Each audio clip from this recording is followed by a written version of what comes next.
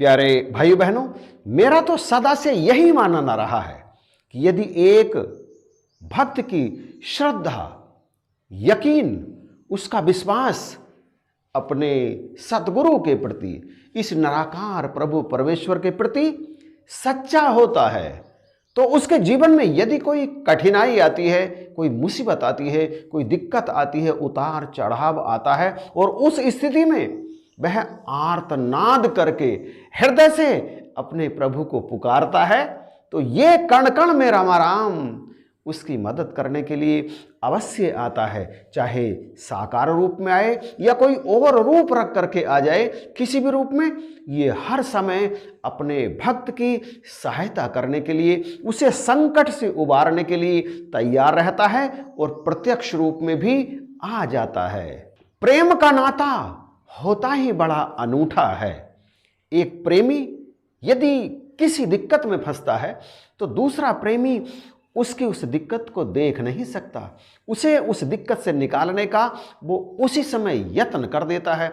और ये जो कण कण में रमे राम है, ये जो ईश्वर हैं, ये जो ब्रह्म है, इनका भक्त सदा इनसे प्रेम का नाता बना करके रखता है और ये भी उसके प्रेम में सदा बंधे रहते हैं। और इसीलिए इनका भक्त यदि किसी दिक्कत में, किसी परेशानी में होता है तो ये सदा उसकी परेशानी को खत्म करने के लिए, उसे मिटाने के लिए तत्पर रहते हैं। प्रेम की डोर सदा ही इन्हें बांधे रखती है। लेकिन प्रेम निश्चल हो, हर घट में भक्त अपने भगवान के दर्शन करे। आपको सदगुरु बाबा हरदेव सिंह जी महाराज का वो प्रसंग शायद जरूर याद होगा। मैंने तो कई बार सुना है इसके बारे में कि एक बार एक बहन अपने बाबा जी के लिए एक बोतल में दूध लेकर के जा रही थी और जिस बस में वो जा रही थी उस बस में एक अन्य महिला अपने छोटे से शिशु को लेकर के बैठी थी और शिशु दूध के लिए रो रहा था। उस महिला को दूध नहीं उतर रहा था। अब बस में दूध कहाँ से लाए? उस महिला ने कहा, आपके पास दूध है, मेरे बच्चे के लिए थोड़ा सा दूध दे दो।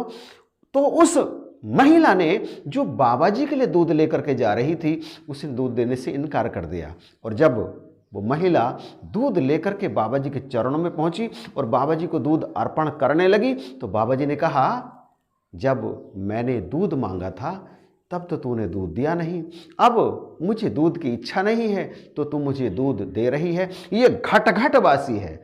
ये जो है ना, ये सतगुरु माता सुदीक्षा जी महाराज, ये अलग अलग रूप बदल बदल करके कभी कभी अपने भक्तों को आजमाने भी आ जाते हैं। ब्रह्म तो हर घट में बसता है, इसलिए भक्त हर घट में ही इस ब्रह्म का दर्शन करता है। इसीलिए कहा है, सकल जग हरि को रूप निहार।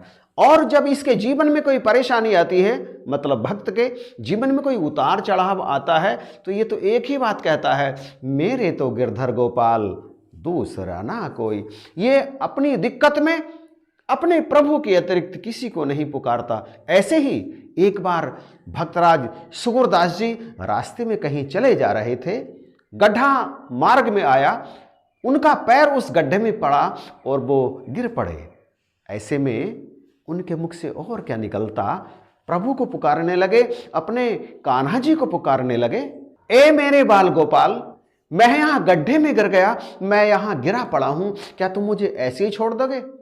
तुम्हें तो पता है कि मैं नेत्रहीन हूं, मैं यहां से कैसे निकलूं, क्या तुम मुझे निकालने नहीं आओगे? और प्यारे संतो महापुरुषों, ये कण कण में रमा राम, ये जर्रे जर्रे में, पत्ते पत्ते में मौजूद ईश्वर, इसे जो जिस रूप में पुकारता है, ये उसी रूप में उसकी मदद करने के लिए आ जाता है। जाकी रही भावना जैसी, प्रभु मूर्ति देखी तिन तैसी। जिसके मन में प्रभु की जो छवि रहती है, वो उस छवि को लेकर जब अपने प्रभु को पुकारता है तो प्रभु उसी रूप में आ जाते हैं।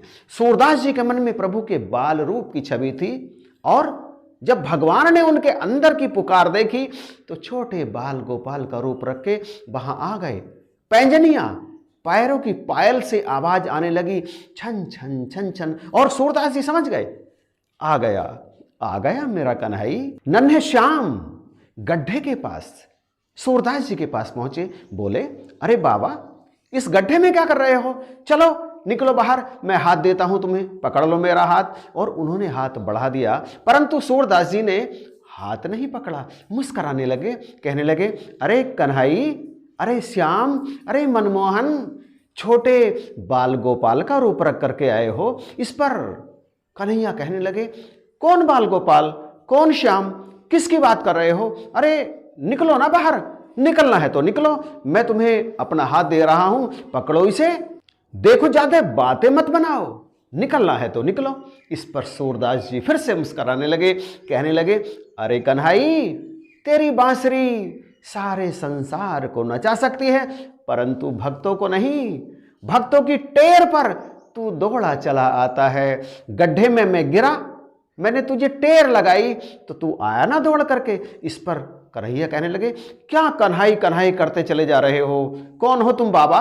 मैं तो एक छोटा सा ग्वाल हूं, यहां गाय चरा रहा था, आपकी आवाज सुनी तो दौड़ा चला आया। मदद लेनी है तो लो, नहीं तो मैं चला।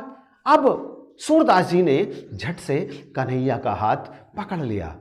हाथ पकड़ते ही उस दिव्य स्पर्श को, उस सानिध्य को वो तुरंत समझ गए।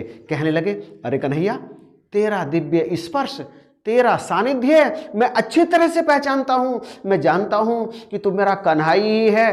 तू मेरी मदद करने के लिए छोटा सा रूप रख करके आया है। और अब चोरी पकड़े जाने के डर से कन्हैया ने अपना हाथ सूरदास जी से जैसे ही छुड़ाने की कोशिश की, सूरदास जी के मुख से ये शब्द निकल पड़ा, बाह छुड़ाए जात हो, निबल जान कर मोए, हृदय से जब जाओगे सबल मानूं तब तो। हे कन्हैया, मैं तो कमजोर हूं, मैं तो निर्बल हूं, और तुम बलवान हो, तुम सर्वसमर्थ हो। इस समय तुम मुझसे अपना हाथ छुड़ाकर जा सकते हो, परंतु मेरे हृदय से जाकर दिखाओ तो जानूं।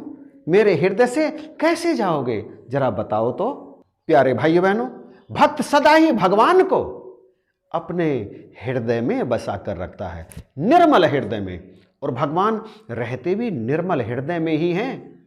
जिन हृदयों में मैल होता है, ईश्वर उसमें कभी नहीं बसता। और भक्त अपने हृदय में भगवान को बसाकर आंख बंद करके सदा उनकी दिव्य मनोहर छवि का आनंद लेता रहता है, उसमें सदा डूबा रहता है। तो बख्शिश करो, कृपा करो, आप इस वीडियो के बारे में अपनी राय कमेंट में जरूर लिखकर भेजिएगा। और इस वीडियो को अधिक से अधिक शेयर करना बिल्कुल भी मत भूलिए। चैनल को सब्सक्राइब नहीं किया है तो प्लीज़ सब्सक्राइब भी कर लीजिए, ताकि इसी तरह की वीडियोज आपको प्राप्त होती रहें। इन्हीं शब्दों के साथ आप सभी को जय हिंद, नमस्कार और प्यार भरी धन्यवाद।